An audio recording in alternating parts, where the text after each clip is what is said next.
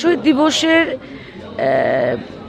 দিনে এটা বলবো যে আমরা প্রত্যেকেই 19শে মেতে বেরোয় এসে যারা জীবনের বলিদান দিয়ে আমাদের ভাষার সুরক্ষিত রেখেছিল তাদেরকে শ্রদ্ধাঞ্জলি দেই এবং ভাষা দিয়েই অস্তিত্ব।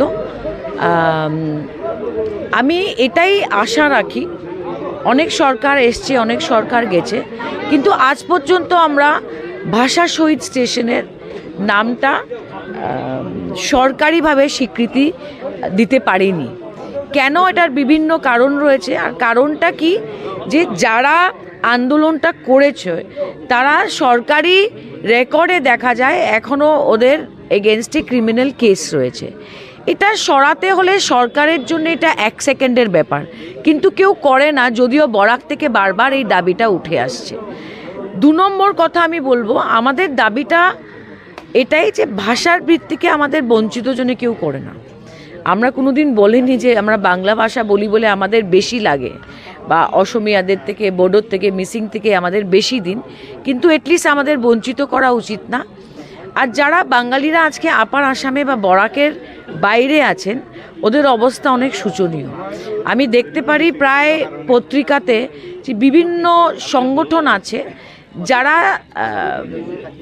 মানে মিডিয়ার মাধ্যমে যে ধরনের মন্তব্য করেন বাঙালিদের বিরুদ্ধে, বাঙালি ব্যবসায়ীদের বিরুদ্ধে, এটা আসাম রাজ্যের বা আসামের সংস্কৃতির বিরুদ্ধে।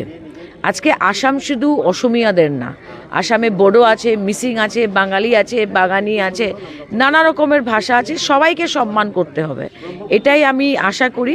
তো ভাষা শহীদদের শ্রদ্ধাঞ্জলি জানিয়ে আমি এটাই বলবো যে আমরা তাদের ভুলিনি, ভুলবো না, আর প্রত্যেক ভাষাকে সম্মান করে আমরা বাঙালিরা আসাম রাজ্যতে থাকতে চাই। দীর্ঘ অনেক বছর পর দেখলাম আসাম সাহিত্য সভা শহীদদের শ্রদ্ধাঞ্জলি জানাতে শিলচরের একটা দল।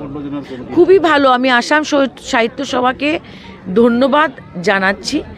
আর আমি এটাও বলবো যে অনেক সময় দেখা যায় এই ধরনের মন্তব্য উঠে আসে যে বরাককে আলাদা করে দিন। আমি কারুর নাম নিতে চাই না। আমি মনে করি যে যদিও আমাদের দেশে যখন বিভিন্ন রাজ্য গঠন হয়েছিল তখন ভাষার ভিত্তিতেই হয়েছিল, কালচারের ভিত্তিতে হয়েছিল, কিন্তু এই ধরনের মন্তব্য করলে আমরা পিছনে পড়ে যাই। তো আমি মনে করি এটা একটা খুবই সিরিয়াস ম্যাটার। আর আসাম সাহিত্য সভাকে ধন্যবাদ জানাচ্ছি আবার।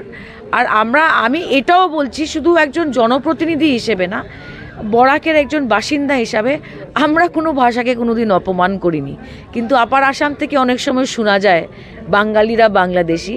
আসাম সাহিত্য সভাকে বলবো, এই ধরনের যে সংগঠনরা, উগ্র সংগঠনদের মুখ বন্ধ করাবার বন্দোবস্ত আপনারা নিন।